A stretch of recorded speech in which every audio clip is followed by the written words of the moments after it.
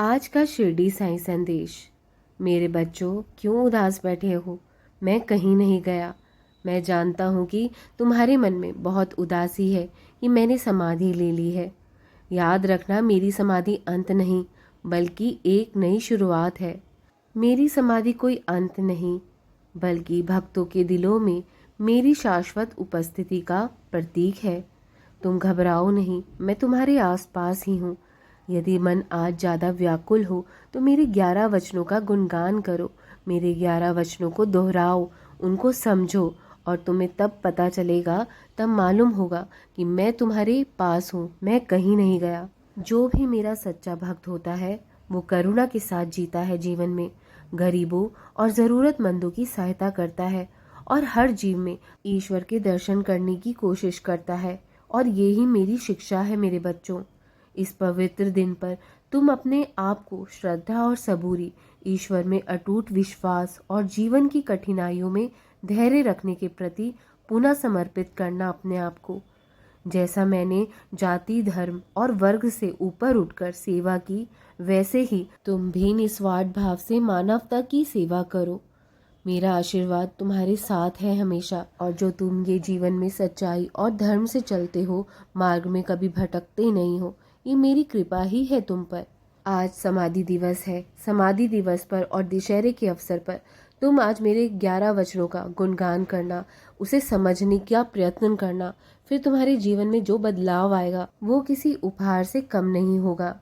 मेरे दिव्य संदेशों को तुम आज गहराई से समझने और अपने जीवन में अपनाने का संकल्प लेना।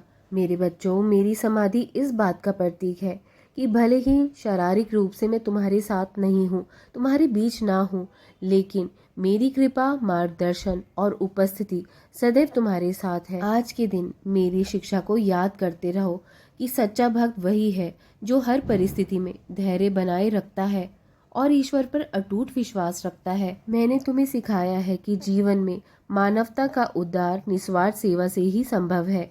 इस समाधि दिवस पर तुम मेरे बताए हुए मार्ग पर चलने के लिए समर्पित हो जाओ। प्रेम और करुणा के साथ हर इंसान में भगवान को देखो और सभी का कल्याण करो। और आज के इस पवित्र अवसर पर मेरे ये वचन जरूर याद कर लेना। मैं तुम्हारे कर्मों का फल जरूर दूंगा, परंतु उसके लिए तुम्हें धैर्य रखना ही पड़ेगा। तो मेरे हर बच्चे को, हर किसी को जीवन में धैर्य बनाकर ही रखना पड़ता है। जीवन की परिस्थितियां बदलती जरूर हैं, लेकिन संयम से काम लेना।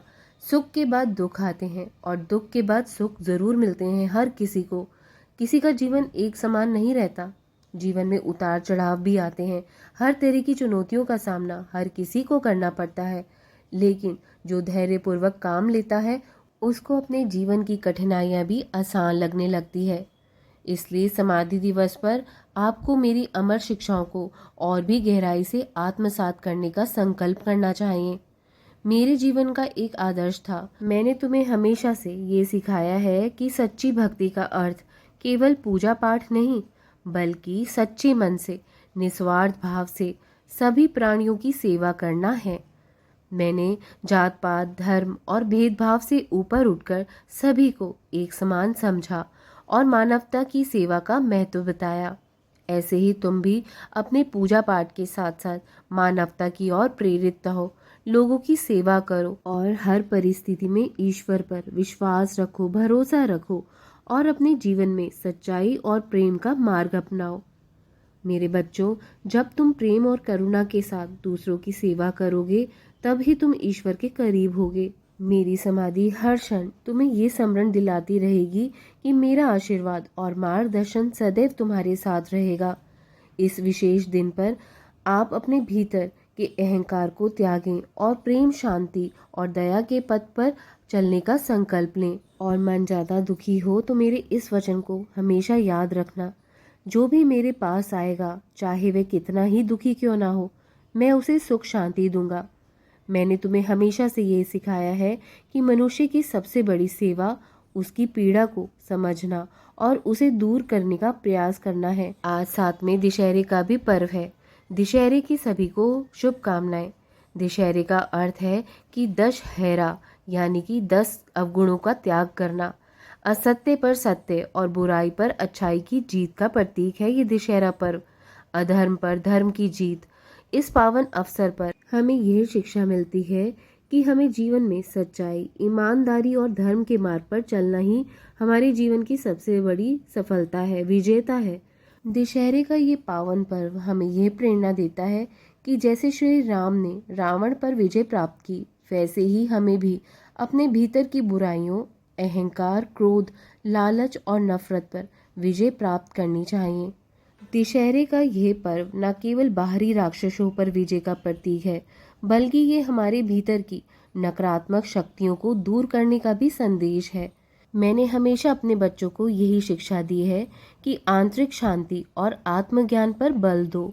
मैंने हमेशा सिखाया है कि जब हम अपने अंदर के विकारों को जीत लेते हैं, तभी हम सच्चे सुख और शांति का अनुभव कर सकते हैं। और याद रखना मेरे बच्चे, यदि तुम सच्चाई के रास्ते पर हो तो हमेशा याद रखना कि सच्चाई के राह पर चलने वाले को कभी हार नहीं मिलती।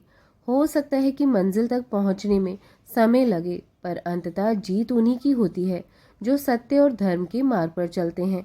इसलिए कभी भी अपने जीवन में घबराओ नहीं। यदि तुम्हें सफलता देर से मिल रही है, लेकिन मिलेगी ज़रूर। देर ज़रूर होती है, लेकिन अंधेर नहीं होती। आज के इस पावन अवसर पर तुम मुझसे प्रण लो कि तुम अपने अंदर की नकारात्मकता को समाप्त करोगे और मेरे बताए हुए रास्ते पर चलोगे। जो मैंने तुम्हें सत्य, करुणा और विनम्रता का पथ चलने पर प्रेरित किया है, उसी में तुम चलने का प्रयास करोगे। हमेशा ये मैंने तुम्हें सिखाया है कि धर्म का पालन केवल बाहरी अनुष्ठानों से नहीं, बल्कि सच्चे दिल से और हर जीव के प्रति प्रेम भाव रखकर किया जाता है। दशहरे का ये पर्व तुम्हें ये संदेश देता है कि यदि हम अपने विचारों को पवित्र और कर्मों को सच्चा रखें, तो जीवन में कोई भी कठिनाई हमें रोक नहीं सकेगी। साथ ही ये दशहरा हमें ये भी याद दिलाता है कि जीवन में जीतने के लिए हमें बाहरी नहीं, बल्कि आंतरिक संघर्षों पर विजय प्राप्त करनी होती है। हमेशा हमें भीतर की शांति, सहनशीलता और सत्य की शक्ति का महत्व देना चाहिए। जब हम अपने मन और आत्मा को बुरे विचारों से मुक्त कर लेते हैं, तब ही हम सच्ची खुशी और संतोष का अनुभव कर सकते हैं जीवन में। आज के दिन अपने ईश से, अपने भगवान से यही प्रार्थना करो कि हमें सही मार्ग पर चलने की शक्ति दे और हमारे मन में जो द्वेष है, लोभ है और अज्ञानता है ना, उसे मिटाकर हमें सही राह दिखाए। दशहरे का दिन ये संदेश भी देता है कि जीवन में हर संघर्ष के बाद जीत निश्चित है। बस केवल अपने बाबा के आदर्शों पर तुम्हें अडिग रहना पड़ेगा। मेरा आशीर्वाद हमेशा तुम्हारे साथ है और हर मुश्किल से तुम्हें पार करा देगा और जीवन में सफलता और शांति प्राप्त जरूर करोगे तुम। इस विजयदशमी पर मेरे आशीर्वाद से तुम अपने भीतर की बुराइयों को समाप्त करो और आत्मविकास के पथ पर हमेशा अग्रसर रहो। जैसे श्री राम ने रावण को पराजित किया, वैसे ही हम अपने जीवन में अच्छे कर्मों और सच्चाई की जीत का प्रतीक बने। लोगों की बुराई से खुद को बुराई की ओर प्रेरित मत करो, अपनी अच्छाई से दूसरों को भी अच्छाई की ओर प्रेरित करो। यही तुम्हारी असली जीत होगी। मेरा आशीर्वाद सदा तुम्हारे साथ है। हमेशा खुश रहो और आज के दिन मेरे 11 वचनों का गुणगान यानी कि स्मरण जरूर कर लेना। श्रद्धा पूर्वक पढ़ना। मेरा आशीर्वाद सदा तुम्हारे साथ बना हुआ है। हमेशा खुश रहो, प्रसन्न रहो। राम कृष्ण हरि, राम कृष्ण हरि, राम कृष्ण हरि।